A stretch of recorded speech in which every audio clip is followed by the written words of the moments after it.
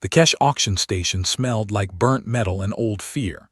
It always did on the last day of the sale, when the good stock was gone and only the leftovers remained. Buyers called this part of the day the discard block. Nobody dressed up for it. Nobody brought cameras or drinks. The rich traders had already left with their prize workers hours ago, and what stayed behind on the stage were the ones nobody wanted. The station itself was old, older than most of the traders who worked it. Kesh had been built during a mining boom 3 centuries back, a spinning ring of docks and warehouses wrapped around a dead moon, and somewhere along the way it had turned into one of the busiest slave and labor markets in this arm of Dominion space. Nobody called it that out loud. The signs above the docking bays said Kesh Trade Authority, Licensed Labor Exchange, all very official, all very clean. But everyone who walked those halls knew what actually happened here. Bodies changed hands. Some of them still had minds inside them that understood exactly what was happening, and that was the part most buyers tried very hard not to think about. The good stock sold in the morning, when the lighting was bright and the buyers wore their best clothes and the auctioneers used words like specimen and prime condition. By the time the sun lamps dimmed toward the station's fake evening, only the discard block remained, and the mood on the floor changed with it. Fewer buyers, worse lighting. Guards who didn't bother standing up straight anymore because nobody important was watching. Dorian Vale walked into that room at the exact moment the auctioneer was laughing at his own joke. He was human, and humans were rare this far out from Saul, rare enough that a dozen heads turned when the door hissed open. A Kesarine trader with 4 arms folded 2 of them across his chest and muttered something to his neighbor. A pale, insect-eyed buyer from the mining guilds didn't even look up from his data pad. Humans had a reputation out here, and it was not a good one. Soft skin, short lives, no claws, no venom, no natural armor. The kind of species that other species assumed had gotten lucky rather than earned anything. Dorian didn't care what they thought. He found a spot near the back wall, arms crossed, and watched the stage. The auctioneer was a Kesarine named Thrall, thin for his kind, with too many rings on his lower hands. He gestured at a cage on the platform where a slim, pale creature sat curled with its knees to its chest, silver eyes wide and wet. Lot 212, Thrall announced, voice bouncing off the metal walls. Viren stock, empath class. Unfortunately, this one is defective. He said the word the way some people said garbage. Cannot complete emotional suppression training, cries at the pain of others. Useless for combat work, useless for interrogation work, useless for anything requiring a spine. A ripple of laughter moved through the thin crowd. Opening bid, scrap price only. Someone take it before I have to process it myself. Dorian raised his hand. Thrall blinked all 3 of his eyes at once. You're bidding on the empath. I'm bidding on the empath. It's broken, human. It doesn't do anything. I heard you the first time. There was a pause. The kind that happens when a room isn't sure if it's watching something stupid or something interesting. Nobody else raised a bid. Dorian paid full trade price for a creature that Thrall had just called worthless, and the silver-eyed Viren in the cage looked at him like she didn't understand the words being said in her own language. Her name, Dorian would learn later, was Sable. A trader in the row ahead of him turned around. A heavyset Gorn with tusks yellowed from age and looked Dorian up and down like he was trying to work out a joke he'd missed. You know that thing is going to cry every time you stub your toe, human. Every time you get a scratch. Every time anyone within 20 meters of it feels anything at all. It's not a pet. It's a leaking wound with legs. I know what it is, Dorian said. Then why? Because you called her a thing twice in one sentence, and she's sitting right there, and she can hear you. The Gorn blinked, glanced at the cage, and for the first time seemed to actually notice that the silver-eyed creature inside it was listening to every word, flinching a little smaller with each one. He didn't say anything else. He turned back around and didn't look at Dorian again for the rest of the auction, though Dorian noticed him glancing at the stage a little differently after that, like something small and uncomfortable had lodged itself under his skin. The next lot was worse. A Threxian stood chained at the wrists, easily 2 meters of muscle built for war, grown in a vat somewhere and trained from birth to end lives efficiently. His skin was the color of wet clay, scarred along one arm, and he stood with the kind of stillness that soldiers have when they've been taught that moving without permission gets you hurt. Threxian bio-soldier, Thrall said. Decommissioned. During a border action, this unit refused a direct order to eliminate non-combatants.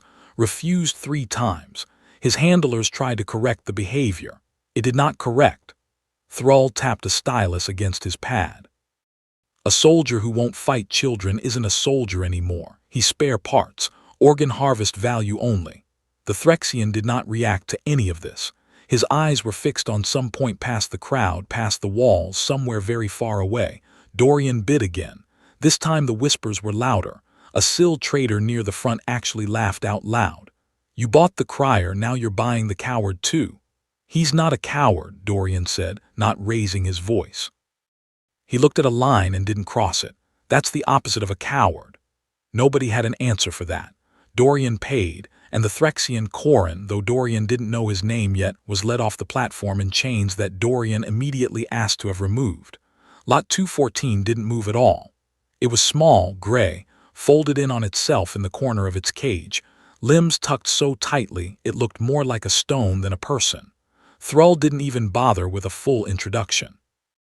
A Shan weave fragment, severed unit. You all know what that means, cut off from the hive mind, and once that link is gone, most of these just stop functioning. Doesn't eat unless forced, doesn't respond to stimulus. We've had it 4 cycles and it hasn't said one word. Not worth the cage space, honestly. Somebody take it off the station before I have to log it as a disposal. The room was quiet, not out of respect, just boredom. Nobody wanted a broken hive mind fragment. There was nothing to be done with a mind built to always be part of something larger, now alone for the first time in its existence. Dorian looked at the small gray shape a long moment. I'll take her. Her, Thrall repeated. It doesn't have a gender designation, human. It doesn't have anything. I'll take her, Dorian said again and put the credits down. Nobody in the cage had moved this whole time. But something in the corner of it, something small and gray and folded too tight, flinched at the sound of the word her, like it was the first time anyone had used it. Word of the strange human buyer had started spreading through the room by then, trader to trader in low voices. The way rumors always move faster than any official announcement. A few had pulled out their own data pads to check his registered name against trade databases, half expecting to find some large consortium hiding behind an ordinary face, a research contract, a hidden angle that would make sudden sense of all this. They found nothing. Just a man, a small independent ship, a modest trade license, no consortium backing at all. That unsettled them more than any conspiracy would have. A stranger with a secret plan was at least something the room understood. A stranger who simply meant what he said was not. By the 4th lot, the room had stopped laughing and started watching. The 4th lot was a Sill, a crystalline being whose kind grew slow and lived long, their bodies made of layered mineral instead of flesh, glowing faintly from some inner light that never fully went out even in the weak station lighting. But this one had a crack. It ran from the crown of her down through what would have been a chest on a fleshier species, a dark fault line through pale blue crystal, faint light leaking from it like a wound that wouldn't close. Sill crystal form, structural fracture core deep. These don't heal. This one has, by our estimate, 6 months before the crack reaches the resonance chamber and she stops functioning entirely. Thrall said it flatly, the way you describe a used part with a warranty about to expire. No practical use left in her. We were going to melt her down for raw material next week. If someone wants to pay for a temporary decoration instead, be my guest. The crystal woman didn't move, didn't speak. But there was something in the way the crack pulsed, faint and slow, like a held breath. How much for the temporary decoration, Dorian said. Thrall actually smiled at that one, the first real smile of the day. You're an odd human. How much? Just before the gavel fell, a second bidder raised a hand, a scrap dealer near the front, the same one who'd been eyeing Petra's cracked core with the look of a man doing quiet math about raw mineral weight. Wait, I'll match it. I can melt her down myself, save everyone the trouble of pretending there's a use for a dying crystal. The room went quiet in a different way this time. The kind of quiet that happens when even people who don't care very much realize they're listening to someone plan a person's death out loud like it was a matter of convenient logistics. Dorian didn't raise his voice. "I'll double it." The scrap dealer opened his mouth to counter, glanced at the number Dorian had just named, and closed it again. Nobody matched a bid that size for scrap value, and everyone in the room, including the dealer, understood exactly why not. Because Dorian wasn't buying scrap, and everyone was finally starting to notice the difference, even if none of them could explain what it meant yet. He paid it. Her name was Petra, and when the guards unlocked her cage, she looked at her own hands like she was checking to see if they were still there. The fifth lot was an old one, a dhole, a species built by their own culture for pure obedience, their entire history built around service to a ruling caste. This one had gray patches spreading across dark skin, hands soft from decades of paperwork instead of manual labor. Old for his kind. Slower than he used to be. Dhole record keeper. Refused a termination order regarding a family under his care. His caste doesn't tolerate that kind of failure. He's being sent for recycling at end of cycle regardless of what happens here today, so honestly this bid doesn't matter much either way. Something in Dorian's jaw tightened at the word recycling used for a living person, but his voice stayed level. "It matters to me." He bought Tam. The old dhole didn't look surprised. He looked like a man who had stopped expecting anything good a long time ago and wasn't sure what to do with the feeling now that something good had happened anyway. The last lot almost didn't happen at all. Thrall had already started rolling up his data pad when a guard dragged out a small, many-legged creature, barely reaching Dorian's knee, one of its 6 legs bent wrong and dragging. Labor stock mining division. Leg injury, can't work the tunnels anymore. Wasn't even going up for sale, we were just going to process it before shift change. Thrall looked almost embarrassed to be selling it. "You don't need to bid on this one, human." "It's not even on the list." "Put it on the list." Thrall stared at him. Then he shrugged, the universal gesture of someone who had given up trying to understand the day. "Your credits." The little creature, the guards just called him Bug, and the name stuck because nobody had ever bothered giving him a real one, looked up at Dorian with too many wide eyes and made a small clicking sound that might have been a question. "You're coming with me," Dorian told him, crouching down so they were closer to eye level. "Nobody's putting you in a mine tunnel again." By the time Dorian walked off the discard block, he had spent more credits than most buyers spent on an entire crew of prime, healthy, fully trained workers. He had bought a telepath who couldn't stop crying, a soldier who wouldn't kill, a hive mind fragment who didn't speak, a crystal woman who was dying, an old man scheduled for recycling, and an injured mining creature nobody had even planned to sell. He had bought, in other words, 6 lives that the rest of the galaxy had already decided were worth nothing. Speaker Voss, the station's owner, watched the whole thing from the observation deck above the auction floor, arms folded behind his back, his 4 black eyes narrowed in something between curiosity and suspicion. "That's the 4th cycle he's shown up," said the aide standing beside him. "Always the last day, always the discard block, always the defectives." "I know," Voss said quietly. "You think he knows something, a market angle we're missing, some buyer out there paying premium for broken goods." Voss didn't answer right away. He was watching the human on the floor below, watching the way the small mining creature had latched onto his leg and the way the human hadn't shaken it off, hadn't even seemed to notice it as an inconvenience at all. "I don't know what he's doing," Voss admitted, "but I intend to find out. Nobody spends that kind of money on garbage without a reason. Have someone follow his ship after departure, quietly." The aide hesitated before he left, then turned back. "There's a rumor going around the lower docks about defective stock. Some buyers out past the border worlds paying triple market rate for units with structural damage, neural anomalies, that sort of thing. Word is a few research consortiums think defects sometimes hide unusual properties, mutations, adaptations, things a healthy specimen would never develop." Voss's 4 eyes narrowed further.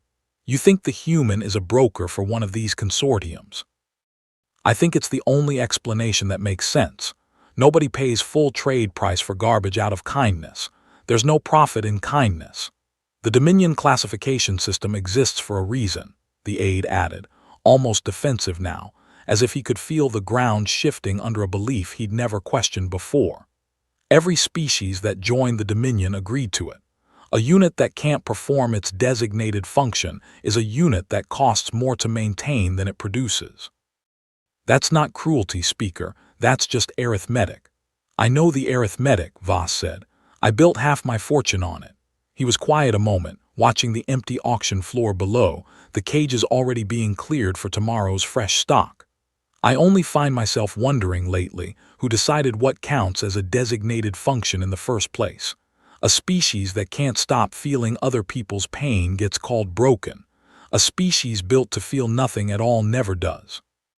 I used to think that was simply how nature sorted itself. I'm no longer certain nature had anything to do with it. Voss said nothing further to that, though something about the phrase sat wrong with him in a way he couldn't quite name. He had run this station for 11 cycles. He had sold more lives than he could count and told himself for all of them that it was simply business, the same as selling ore or grain, numbers on a ledger and nothing more. It was easier that way.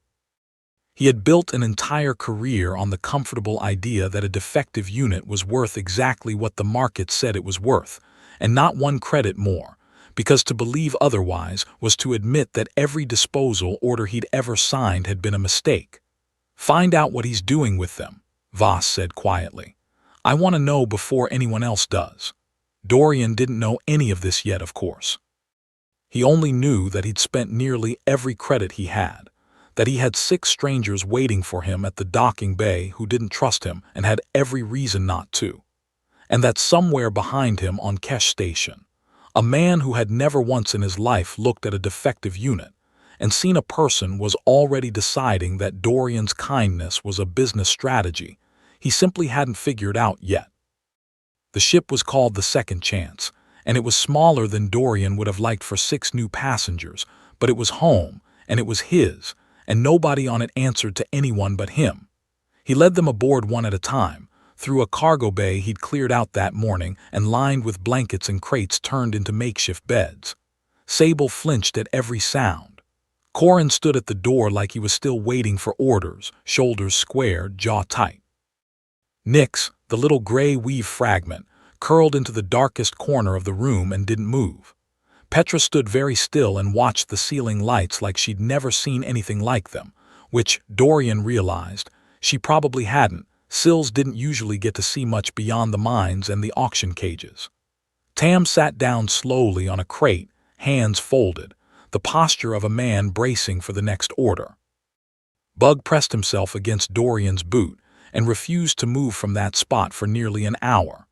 I know this doesn't feel real yet, Dorian said, standing in the middle of the cargo bay, looking at 6 sets of eyes that ranged from terrified to hollow to simply too tired to feel anything at all. I know every single one of you is waiting for the part where this turns out to be another kind of cage. I'm not going to promise you it isn't, because promises don't mean much to people who have heard a lot of them broken. So I'm just going to tell you what's true, and you can believe it whenever you're ready to. He crouched down so he wasn't standing over anyone. You're not property anymore. Not to me, not on this ship, not anywhere in Dominion space as of the moment that payment cleared. That's not sentiment. That's actual law, even if most people don't bother reading it that far. You can walk off this ship at the next station we dock at, and I will not stop you and I will not chase you down. But if you stay, this is your home too, not mine that you're allowed to live in. Yours. Nobody said anything. Sable was crying quietly, the way Thrall had described as a defect, and Dorian didn't try to stop her. Corin's jaw worked like he wanted to speak but didn't trust himself to. Nyx didn't even lift her head from the corner. I'm not going to ask any of you to explain yourselves, Dorian went on. I'm not going to ask why the weave cut you loose, or why you wouldn't fight a war that told you to, or why your body's cracking, or why your leg won't heal right. I don't need the reason. I already know the only thing that matters. What's that? The voice was Corin's, low and rough, the first words he'd spoken since the auction floor. Dorian looked at him. That somebody decided you were done, and they were wrong. That night, ship night, artificial and quiet, the kind of dark that comes from turning down the lights rather than any real sun setting. Dorian sat alone in the cockpit reviewing supply manifests, and found himself thinking about a hospital bed a long time ago, and a doctor telling a room full of officers that the soldier in that bed would never serve again, not the way he used to, that his leg would never carry armor weight, that his hands would shake too much for combat work. He remembered the exact tone of voice, the same flat, bureaucratic tone Thrall had used on the auction floor. This unit is no longer combat effective. Somebody else back then had refused to accept that as the final word, had pulled strings, made calls, found him a different kind of work, told him that a body that couldn't fight anymore wasn't the same thing as a person who was finished. Dorian had never forgotten that. He'd promised himself in that hospital bed that if he ever got the chance to be the person who said no, this one still matters, he would take it. Her name had been Colonel Ray's, and she hadn't owed him anything. She had walked into that hospital ward on a routine visit, seen a young soldier staring at the ceiling with the particular emptiness of a man who had just been told his career was over at 26, and she had sat down on the edge of his bed without being asked and said, "So, what do you actually want to do with the rest of your life? Because I promise you it is not over just because the infantry doesn't want you anymore." He hadn't had an answer. Nobody had ever asked him that question and meant it before. Rays had waited him out in silence for almost 10 minutes, patient as stone, until finally he'd said something small and half embarrassed about wanting to work with animals, maybe, on a ranch somewhere, something quiet. She hadn't laughed. She'd nodded like that was the most reasonable thing she'd heard all week, and 3 months later she'd found him a placement doing exactly that, on a reclamation ranch out past the colonies where broken-down machinery and injured livestock, and eventually, refugees from 3 different border conflicts all ended up living side by side because nobody else would take them.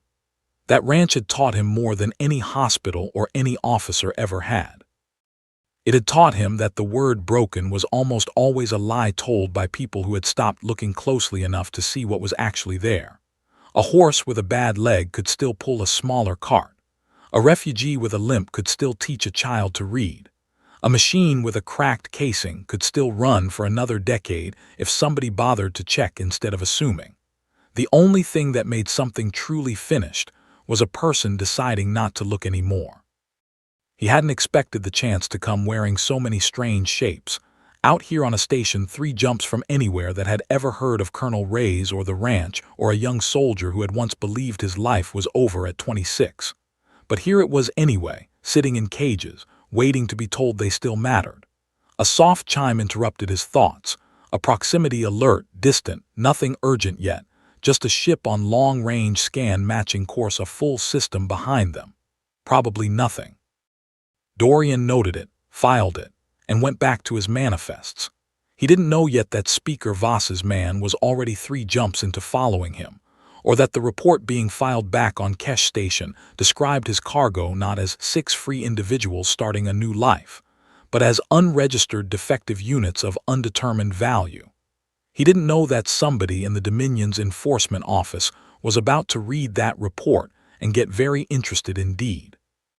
Over the following days, the second chance settled into something that almost resembled quiet.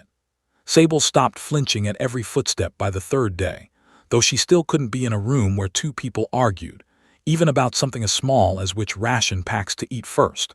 The moment voices rose even slightly, her whole body would curl inward like she was bracing for a blow that never came. Dorian noticed, and made sure nobody on his ship ever needed to raise their voice about ration packs again. Corin took up a position by the main airlock without being asked and stayed there most hours of the day, the posture of a soldier standing guard, except there was nothing to guard against and nobody giving him that order. Dorian let him do it. Some habits took longer to unlearn than others, and Corin seemed to need the shape of a job even before he trusted there was a home underneath it. Nix didn't speak, didn't eat much. Spent most of her time in the darkest corner of the cargo bay, gray and small and still, the way a hive fragment does when the silence in its head is louder than anything that's ever happened to it before. Dorian left food near her without comment and didn't push, and on the fifth day noticed that the plate was empty and Nyx had moved 6 inches closer to the light. Petra stood at the small viewport in the common area for hours at a time, watching the stars slide past, the crack down her chest pulsing very faintly whenever the ship passed near anything with a strong gravity well, like her broken crystal core was somehow still listening to the universe even as it failed. Dorian didn't understand what that meant yet. He would, eventually. Everyone on this ship would. Tam made himself useful in the galley, small quiet tasks, folding cloth, organizing supplies, the careful work of a record keeper who had spent his whole life being useful to people who never once said thank you. Dorian said thank you, every single time. He watched the old dole's shoulders come down a little more each time he heard it. Bug followed Dorian everywhere, slept outside his door, learned the sound of his footsteps and would come running, dragging, his bent legs still healing the moment he heard them in the corridor. On the fourth night, Dorian found Sable sitting alone by the small viewport in the common room, knees pulled up to her chest, the exact posture she'd held in her cage back on Kesh. He didn't say anything at first, just sat down a respectful distance away and looked out at the same stars she was looking at. "You don't have to talk," he said eventually. "I just didn't want you sitting here by yourself." "Why did you buy me?" she asked, so quietly he almost missed it. "Thrall told everyone I was useless, that I couldn't be trained, that I was a mistake in whatever process makes Virans the way they're supposed to be." Dorian thought about the question for a moment before answering, because he wanted to get it right. "Where I come from, there used to be dogs bred to guard livestock. Big animals bred over generations to be fierce and loyal and nothing else. And every so often one would be born that couldn't stand to see any creature suffer, not even the wolves they were supposed to fight off. The breeders called those ones failures, soft, wrong. What happened to them? Some people threw them away, same as your people did to you. But some people figured out that a guard dog too gentle to fight a wolf was still smart enough and loyal enough to do 100 other jobs nobody else could do half as well. Comfort dogs, search and rescue, reading to scared children in hospitals. The softness that made them fail at one thing made them extraordinary at everything else. He looked at her. "You feel everyone's pain like it's your own. Your people called that a defect because it made you bad at hurting others. I don't see how that's a flaw in anyone." Sable didn't answer, but she didn't move away from him either, and when he left an hour later, she was still sitting by the window, and for the first time since the auction, her shoulders weren't shaking. Corin took longer. The old soldier answered questions in single words if he answered at all, and spent his off hours running through combat forms in the empty cargo bay, alone, methodical, like a machine that didn't know how to stop even with nobody left to give it orders. Dorian watched him for 3 days before finally walking into the bay during one of these sessions and simply standing at the edge of it, arms crossed, saying nothing. Corin stopped mid-motion. "You want something. Just watching. Why?" "Because you move like someone who spent his whole life being told exactly what his body is for, and I'm curious what happens when nobody's telling you that anymore." Corin lowered his fist slowly. "I don't know what else to do with it. You don't have to know yet, but for what it's worth, refusing to kill children isn't a malfunction, Corin. Every culture I've ever heard of, mine included, has a word for someone who does that. We call them good." The big Threxian's jaw worked for a long moment, like he was chewing on a thought too large to swallow whole. "My handlers called it corrupted directive." "Your handlers were wrong about a lot of things. That was just the first one anybody caught." It was the longest conversation they'd had, and it ended with Corin simply nodding once, sharp and small, and going back to his forms. Though Dorian noticed the movements after that were a little less like a man practicing for a war that no longer existed, and a little more like a man just moving because it felt good to move. Nyx was the hardest. On the 6th day, Dorian brought a data slate into the cargo bay and sat down near her corner, close enough to be present, far enough not to crowd her, and simply started talking about nothing in particular. The ship's systems. A story about a mechanical failure he'd once fixed with nothing but wire and stubbornness.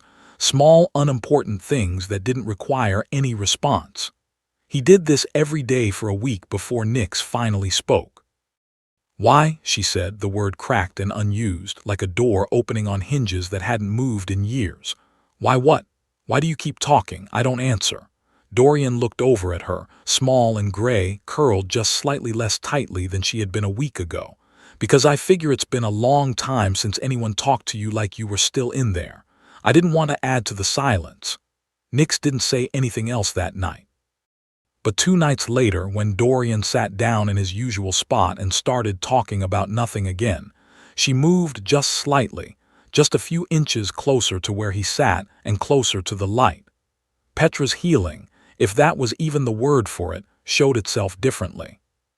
She still stood at the viewport for hours, but Dorian noticed the crack down her chest had begun to pulse in time with something, a rhythm he couldn't place until Tam, of all people, pointed out quietly one evening that it matched the rhythm of the ship's engine hum, slow and steady, like her broken core had found something steady to listen to, and was matching its own damaged beat against it instead of fraying further apart. Whether that meant healing or just a slower kind of ending, none of them knew yet. But it was something to hold on to, and on a ship full of people who had been told they were finished, something to hold on to mattered more than most people understood. It wasn't a crew yet. Not really.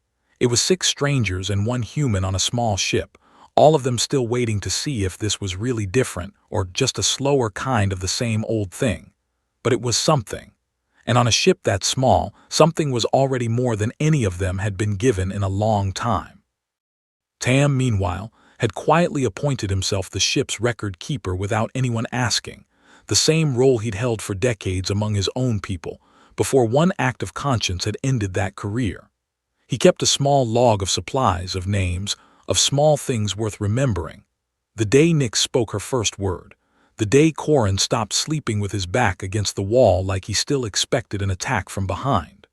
Dorian found the log by accident one afternoon and asked him about it. "Old habit," Tam said, not looking up from the page. "Somebody should remember that these days happened.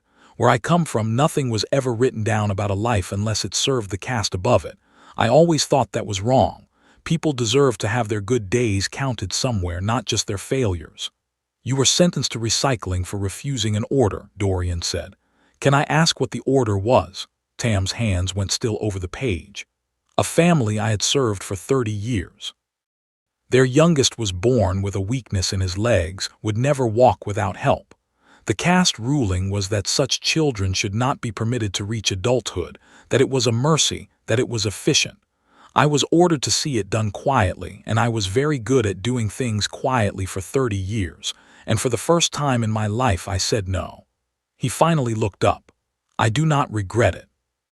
I would rather be recycled 1,000 times than be the kind of man who could do that and still call himself a record keeper of anything worth remembering." Bug, for his part, needed no long conversation to settle in.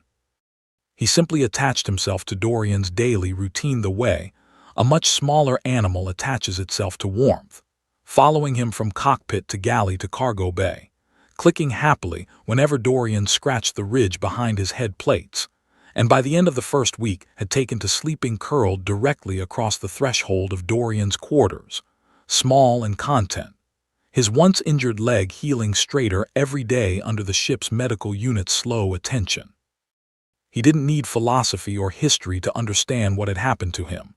He understood simply that the hands that used to hurt him were gone, and the hands that remained were kind, and that was enough. On the 7th day, the proximity alert changed tone. Dorian was in the cockpit when it happened, a sharper chime this time, the kind that meant a ship had shifted from matching course to closing distance, deliberately with intent. He pulled up the scan. A Dominion enforcement corvette, 3 times the mass of the Second Chance, running an intercept vector that would put it alongside his hull within the hour. He sat back in his chair and looked at the reading for a long moment. A Dominion corvette didn't run an intercept vector on a random trade vessel without cause, and Dorian's stomach had already worked out the most likely cause before his mind caught up to it. Somebody back on Kesh had gotten curious about the human who overpaid for garbage, and curious people with enforcement authority rarely stayed quiet about it.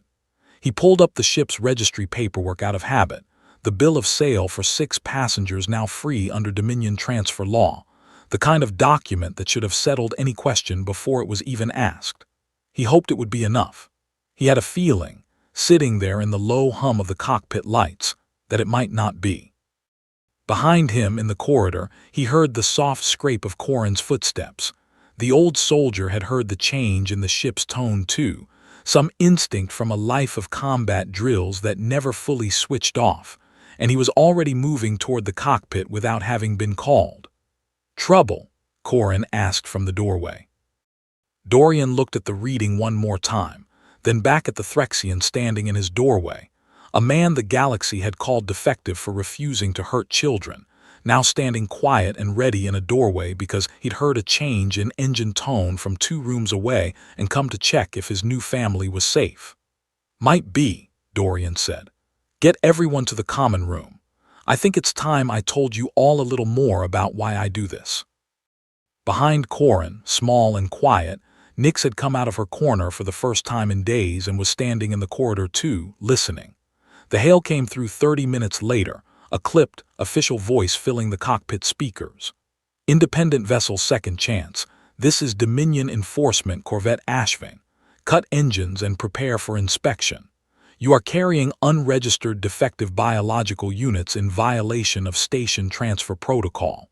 Comply immediately." Dorian keyed the response channel, keeping his voice level even though his pulse was not. "HFY, this is Second Chance. My cargo is not unregistered. I have a completed bill of sale from Kesh Auction Station, full trade price paid, transfer of ownership finalized under Dominion Property Code, Section 11. I'm happy to transmit the paperwork." A pause. "Then, paperwork will be reviewed after boarding. Cut engines." By now the whole crew had gathered in the common room behind him, and Dorian didn't need to turn around to feel the shift in the air. Sable's breathing had gone shallow and fast. Corin stood with his arms loose at his sides in a way that meant he was anything but relaxed. Nyx had gone very still in the doorway, the particular stillness of prey deciding whether to run. Petra's crack had begun to pulse faster, brighter, matching some rhythm none of them could hear. Old Tam's hands were folded tight enough that his knuckles had gone pale. Bug had pressed himself against Dorian's boot and was making a low clicking sound that wasn't happy at all. "They can't take us back," Sable whispered. "Can they take us back?" Dorian turned in his chair to look at all of them. "Not if I have anything to say about it. And for what it's worth, I have paperwork, and I have a law that's on our side, even if somebody out there is hoping we don't know that. But I need you to trust me for the next hour, and I need you to trust each other, because I have a feeling we're all going to need everything each of us has." He cut engines. There was nothing else to do. Running would only confirm whatever suspicion had sent an enforcement corvette 3 times his ship's mass out here in the first place, and the Second Chance had no chance of outrunning a military hull anyway. The boarding party came through the airlock 4 strong, led by an officer whose uniform was crisp enough that Dorian suspected he rarely left dock duty. Behind the officer, 2 enforcement troopers held rifles in the low ready position, and a 4th figure, smaller, unarmed, wearing a station registrar's sash, carried a data pad and looked distinctly uncomfortable to be there at all. "Captain," the officer said, not quite a question, sizing Dorian up. "Lieutenant Casimir Drell, Dominion Enforcement. We have a report that this vessel is transporting defective biological units without proper decommission certification." "I have a bill of sale," Dorian said again, holding out a data slip. "Full and final transfer, 6 units, purchased at trade price from Kesh Auction Station 7 days ago. That's proper certification under Section 11. Drell took the slip but didn't look at it. His eyes were on the crew gathered in the common room instead, on Corin's broad shoulders, on the pale glow leaking from the crack down Petra's chest, on the small gray shape of Nyx pressed into the corner. Section 11 applies to standard property transfer. Defective units require a secondary disposal or research release form before private ownership is recognized. Did the auction house provide you with that form? Dorian's jaw tightened, because he understood exactly what was happening now. Somebody had told this officer to find a reason, any reason, and Section 11's fine print about disposal forms was thin enough to argue either way if you wanted to argue it that way badly enough. Nobody mentioned a secondary form, Dorian said carefully. I paid trade price, same as anyone buying a healthy unit. If the paperwork's incomplete, that's an error on the auction house's part, not grounds to seize 6 people who already have a bill of sale in their name. Sable, standing near the back of the room, had gone rigid, her silver eyes fixed on Lieutenant Drell with an intensity that made the officer glance her way uneasy. Something wrong with the empath? Drell asked. She's frightened, Dorian said. Most people are when armed strangers board their home. But Sable wasn't just frightened. She had gone still the way she did when a feeling hit her too hard to process quickly, and after a moment she looked at Dorian, and though she said nothing out loud, the look on her face said everything. He's lying. Somebody paid him to be here. He doesn't even believe what he's saying. Dorian caught the look and filed it away and kept his voice level. Lieutenant, I'd like to know who filed this report, and I'd like it noted for the record that I've cooperated fully and provided documentation at every step. That's not how this works, Drell said, and something in his tone had shifted, harder now, less procedural. Step aside. We'll be taking inventory of the defective units for reassessment. That was the moment Corin moved. Not toward the troopers. The old soldier had spent his entire existence being trained not to escalate, and some habits held even now. Instead he stepped, deliberately and without hurry, into the doorway between the boarding party and the rest of the crew, a wall of scarred gray muscle that didn't raise a fist or make a single threatening gesture. He simply stood there, arms crossed, immovable. You will not touch them, Corin said, quiet, flat, the voice of a man who had once refused a direct order rather than harm the innocent, and clearly intended to refuse this one too. One of the troopers raised his rifle half an inch. Dorian's heart lurched. Stand down, Drell snapped at the trooper, then turned back to Corin, sizing up 2 meters of decommissioned bio-soldier with the particular unease of a man realizing his weapons might not matter as much as he'd assumed. Threxian units are property regardless of certification status. Step aside or be reclassified as a hostile asset. I was reclassified once already, Corin said. Defective, they called me for refusing to kill children. I have made my peace with being called anything you like. I am still not moving. The room held its breath. And then, from the corner, a small clicking voice broke the silence. Nyx, stepping forward out of her corner for the first time since anyone but Dorian had seen her move on her own.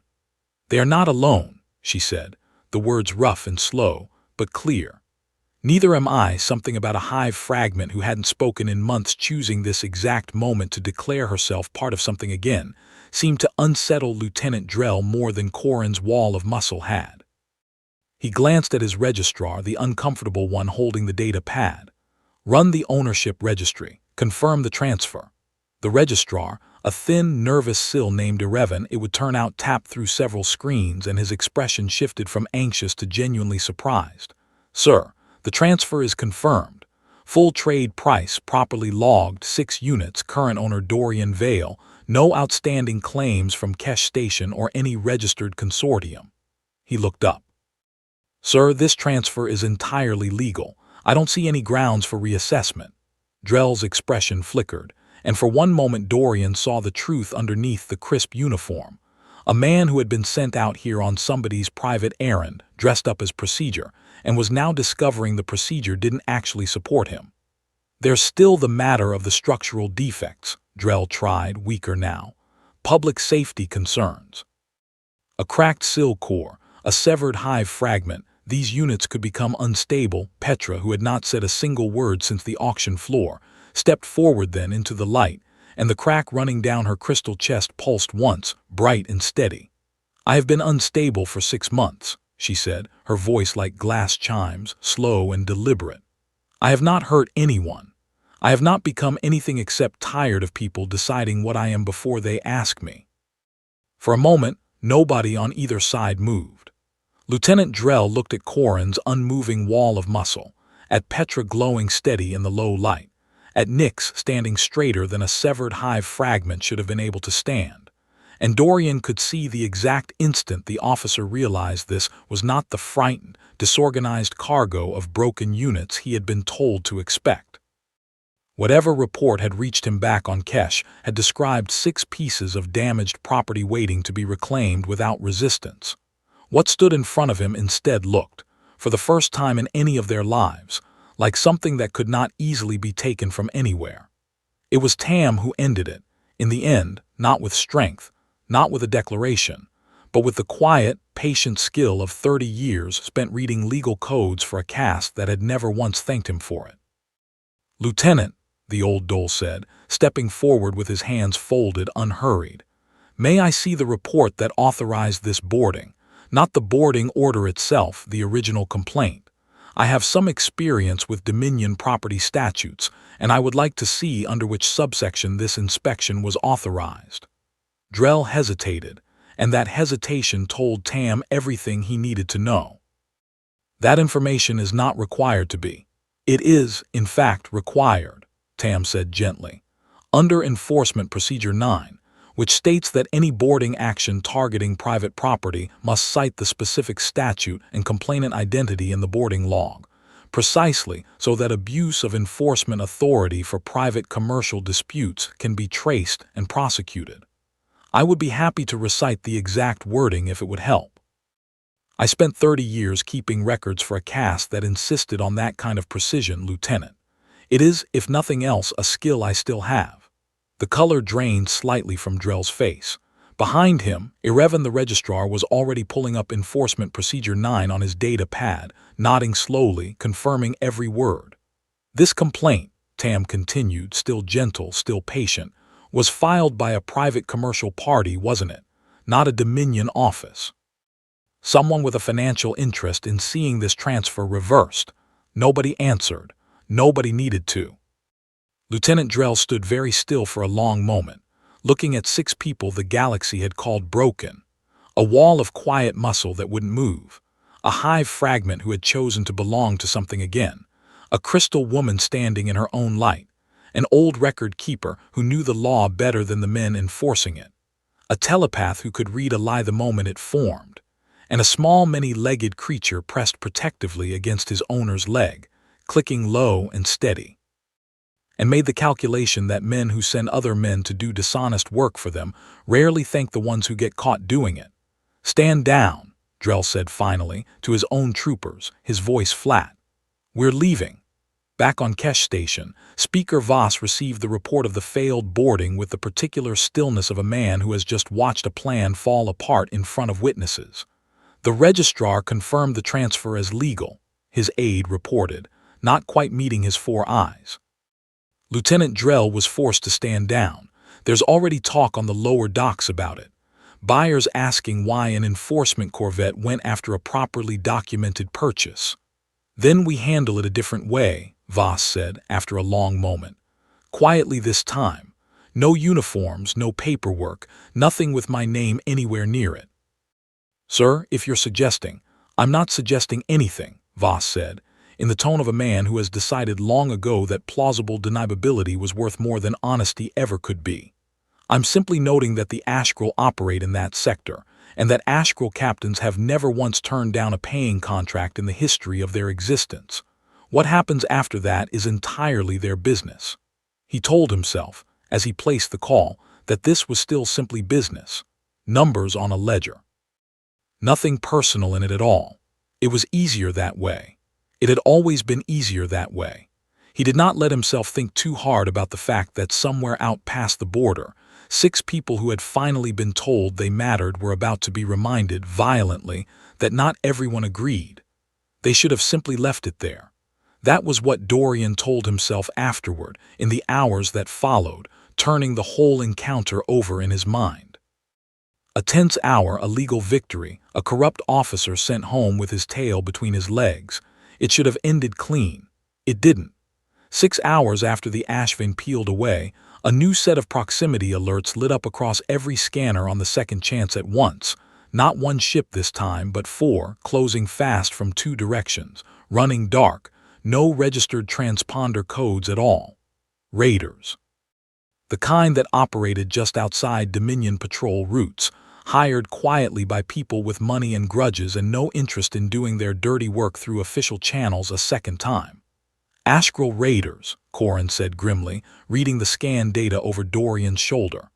I trained against their tactics once. They don't take prisoners for ransom. They take cargo. Whatever's valuable they strip and everything else they space. Somebody's paying them to finish what the Corvette started, Dorian said, already pulling up evasive routing, though a small trade ship had few good options against 4 Raider hulls. Voss, it has to be. He couldn't get us through official channels, so now he's trying it dirty. Sable's hand found the edge of the console, knuckles white. What do we do? Dorian looked around the cockpit at the faces gathered there, every one of them people the galaxy had thrown away, none of them soldiers by choice, none of them equipped for a fight against professional raiders by any measure the Dominion would recognize as real strength. And yet, we do exactly what we've been doing, Dorian said. We stop believing what everyone else decided we were, and we use what we actually are instead. For one long moment, nobody moved. 6 people who had spent their whole lives being told, in one way or another, that they were the reason things went wrong, stood in a small cockpit staring at a scanner full of ships built specifically to hurt people like them, and Dorian watched the old fear try to settle back over all of them at once, the fear that said none of this matters. We are still exactly what they said we were. It was Corin who broke it, oddly enough, the quietest and least talkative of all of them. I refused an order once because I decided a line existed that I would not cross, even knowing what it would cost me. I am not interested in discovering, after all of that, that I would let 4 Raider ships take away the first home I have ever had without a fight. He looked around at the others. I do not know what the rest of you will do. I know what I am going to do. That seemed to settle something in the room, a decision made collectively without a single vote taken. The plan came together fast, out of necessity more than confidence, built from pieces that shouldn't have fit together at all. Nyx, still faintly tethered to echoes of the weave even after her severing, a connection the Ashan hive mind researchers had assumed was fully dead, but which flickered back to half-life now that she had chosen, on her own, to belong to something again, reached out through that thread and found the Raider formation's positioning almost by instinct, feeding it to Dorian in short, halting bursts of description. 4 ships, staggered, 2 ahead and 2 flanking wide to box them in. Petra pressed her palm flat against the ship's hull plating, and the crack down her chest hummed low, resonating with the second chance's own power conduits in a way no engineer had ever designed for, and no SIL researcher had ever documented, because no one had ever bothered studying what a dying, crystal form's broken core could actually do. Through that resonance, she found the Raider's shield frequencies, faint vibrations bleeding through vacuum and hull alike, and began, slowly, painstakingly, to hum a counter-frequency back. Sable closed her eyes and reached outward the way she'd been punished for doing her whole life, past politeness, past caution, into the minds of the nearest Raider crew. Not to control them, she couldn't do that even if she'd wanted to, but to feel them, and what she felt back was fear laced through with greed. Young crews hired cheap, and told this would be an easy strip and run against an unarmed trade ship. Not soldiers who wanted a real fight, men counting on easy prey. They're not ready for resistance, she said, eyes still closed. They think this is simple. If we make it not simple, some of them will break formation on their own. Corin was already moving toward the cargo bay, toward the manual override for the exterior loading clamps, an old combat instinct translating itself into the only weapon a decommissioned soldier without a single rifle on board actually had. Knowledge of exactly where a ship's hull was weakest, and exactly how to make an approaching boarding party think twice about using it. Tam sat at the secondary console and began transmitting, calm as ever, a data burst aimed at the nearest Dominion patrol relay. Not a distress call exactly, but a formal, precisely worded legal notice citing Enforcement Procedure 9 and naming speaker, Voss directly as the suspected commissioning party behind an unregistered raid on a vessel with confirmed legal title. The exact kind of bureaucratic landmine a lifetime of cast record keeping had taught him to plant with surgical precision. His hands did not shake as he typed, though everything around him was chaos. The ship rattling under near misses, alarms blaring in 3 different tones. 30 years of filing reports, nobody ever thanked him for had taught him something the raiders would never understand. That the right words, filed with the right citation, in the right office, could move faster and hit harder than any weapon this small trade ship carried. He had spent his whole life being underestimated for being merely a record keeper, a caste built for obedience and paperwork and nothing else. He intended, for once, to make that underestimation cost someone dearly. "Done," he said quietly, when the transmission confirmed delivery. "Now we simply need to survive long enough for someone to read it."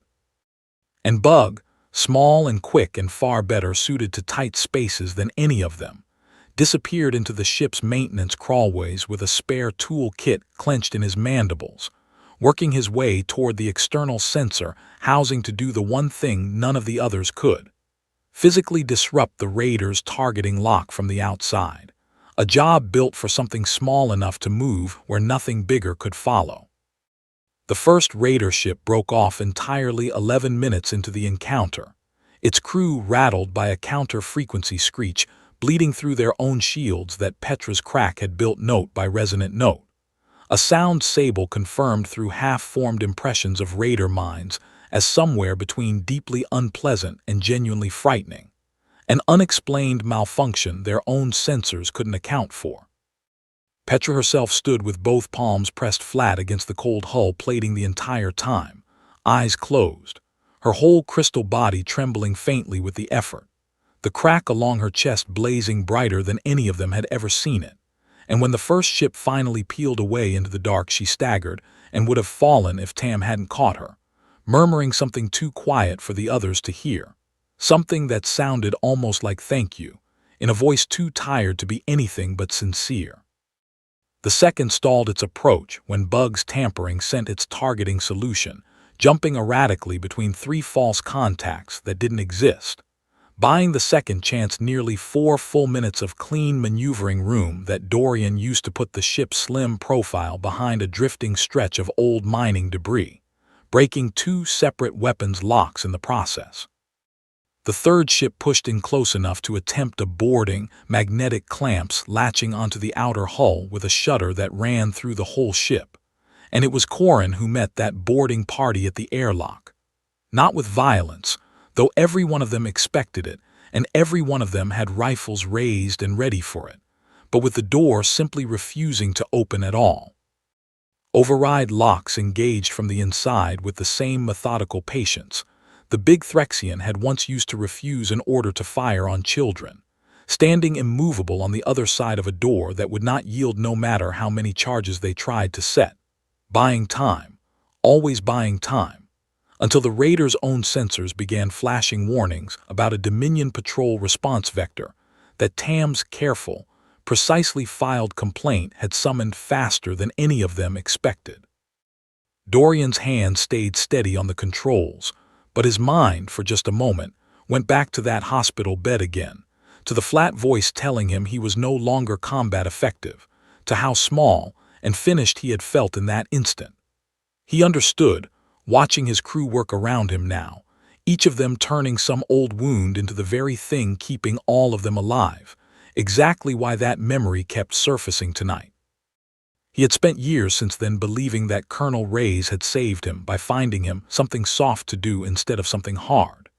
He realized now, watching Corin hold a door shut with nothing but will and sable red fear off the surface of strangers' minds and Petra sing frequencies with a body everyone had called dying, that Reyes hadn't given him something soft at all.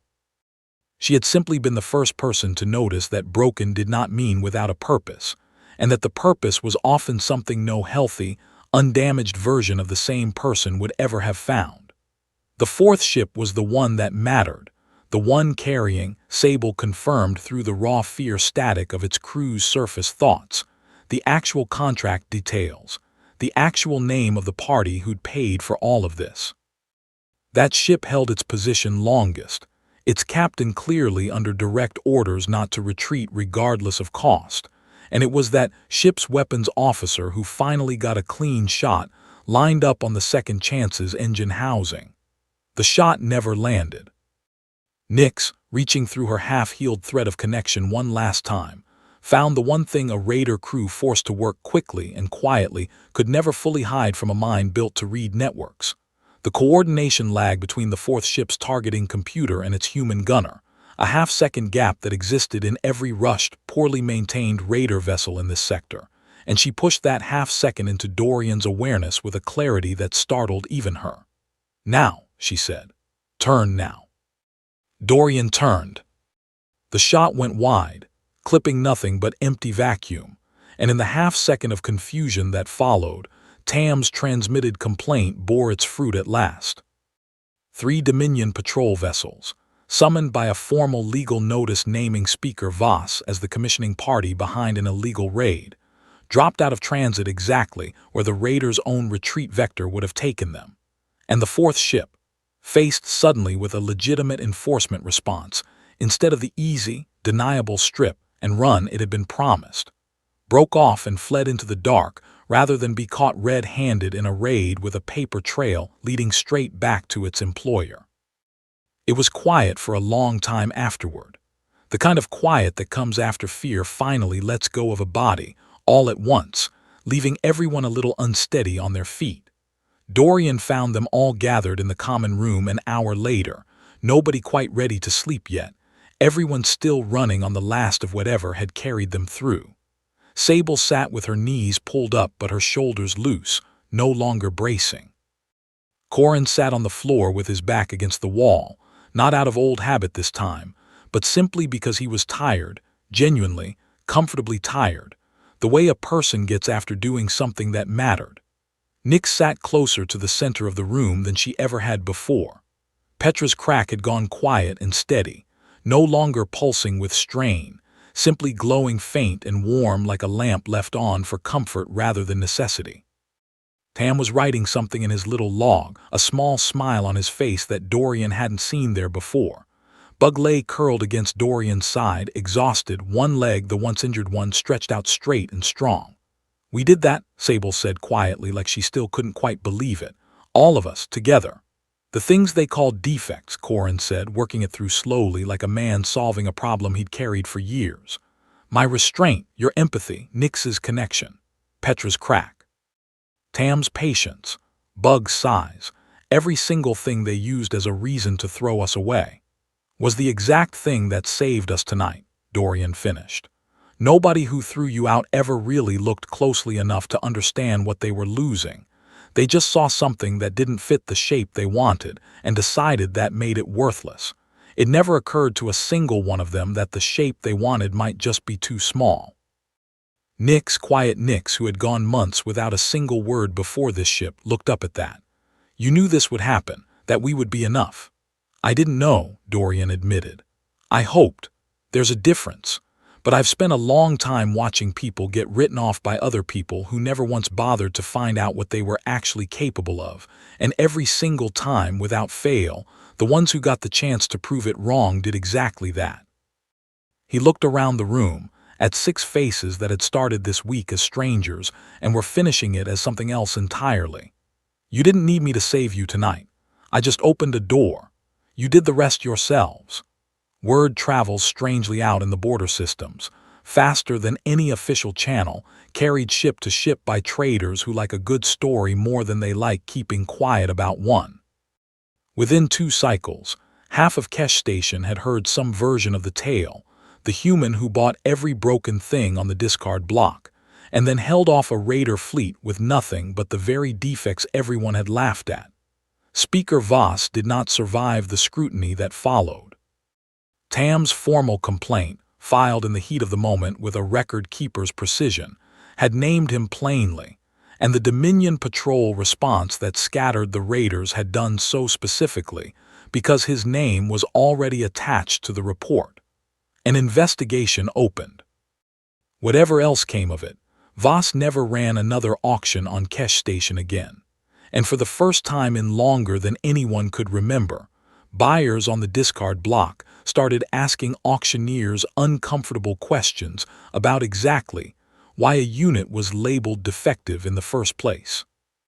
Dorian's ship became something of a legend after that, not the kind with statues or songs, just the quiet, practical kind that spreads through people who need it most. A rumor passed cage to cage, cell to cell, that somewhere out past the border there was a human who didn't care what you'd been called, only what you might still become. More came to him after that, one at a time, sometimes two, always the ones nobody else wanted. The second chance grew too small within a year, and Dorian bought a bigger ship, and then eventually something closer to a small station of its own, a place with a name that stuck harder than any official designation ever could: the ranch. Sable eventually taught herself to use her empathy not as a wound, but as a bridge mediating disputes between new arrivals who didn't trust each other yet. The same gift that had once been called a defect, now the very thing that held the whole growing family together. Corin became the quiet backbone of every new arrival's first difficult week, the one who understood better than anyone what it meant to be told your body was only good for one thing, and then discover it was good for 100 others. Nyx, fully reconnected now to a network of her own choosing rather than one forced upon her at birth, helped coordinate the ranch's growing community with an ease that made outsiders assume she'd never been broken at all. Petra's crack never fully closed, but it never worsened either, and she came to see it not as a flaw to hide, but as a mark of everything she'd survived, glowing steady and warm at the center of the community she'd helped save. Tam kept his records, as he always had, only now every good day got written down as carefully as every hardship once had been. And Bug, well past the age most of his kind ever reached given the mines they usually died in, spent his days doing exactly what he wanted, for the first time in his life, which mostly meant staying close to the people he loved. 2 years after the raid, on a docking ring far busier and far friendlier than Kesh Station had ever been, Dorian stood at the base of a boarding ramp watching a new arrival hesitate at the top of it. A young Kessarine who'd been sold off by her own family for a birth defect in her lower arms, small and shaking, clearly certain that this was simply another cage wearing a friendlier face. Sable was the one who went to meet her first, the way she always did now, sitting down at a respectful distance the way Dorian once had with her, and saying nothing at all for a long while, just letting the girl feel that the fear in the room wasn't hers alone anymore. Corin stood nearby, arms loose, no longer a wall meant to intimidate but simply a presence meant to reassure, the shape of safety rather than threat. Nyx, coordinating a dozen small tasks across the growing station through a network she had built herself, one voluntary thread at a time, paused what she was doing to send the newcomer a single simple thought, warm and clear. You are not alone here, and you never will be again. Tam added the girl's name to his log that same evening, the first line in what would become, in time, pages and pages of good days finally being counted. Petra sat with her near the viewport, her crack glowing soft and steady, and told her in her slow, chiming voice that some of the strongest things in this galaxy were the ones that had already been broken once and decided to keep going anyway. Bug, now old for his kind but still quick, simply curled up against the newcomer's side and refused to leave, the same wordless welcome he'd once been given himself. Dorian watched from the bottom of the ramp and said nothing, because by now he didn't need to. The lesson had outgrown him. It belonged to all of them now, and it would keep belonging to whoever needed it next. None of them ever forgot the auction floor, or the words used to describe them there. But somewhere along the way, defective had stopped feeling like the last word anyone would ever say about them, and started feeling like the beginning of a much longer story instead. It turned out, in the end, that the galaxy had been asking the wrong question all along. It had spent centuries asking what is wrong with this one, and thrown away everyone who failed to answer it neatly. Dorian had only ever asked one question in return, the same one Colonel Reyes had once asked him from the edge of a hospital bed, and it had been enough to change everything. What do you still have left to give? Every single time, without exception, the answer turned out to be more than anyone had bothered to imagine. Maybe that is the only real difference between a species that gets called great by the rest of the galaxy and one that quietly changes it forever. Not stronger claws, not thicker armor, not some rare gift no other species happens to carry. Just a stubborn refusal to believe that anyone ever is finished before they've been given the chance to prove otherwise. Somewhere out past the border, on a small ship that grew into something much larger, that refusal turned 6 discarded lives into a family nobody saw coming, and a family into a home, and a home into a promise that kept spreading, one rescued life at a time, further than a single human ever could have carried it alone. It started with an auction floor, a laughing auctioneer, and one quiet man who looked at everything the galaxy had already thrown away and simply said, "Not yet."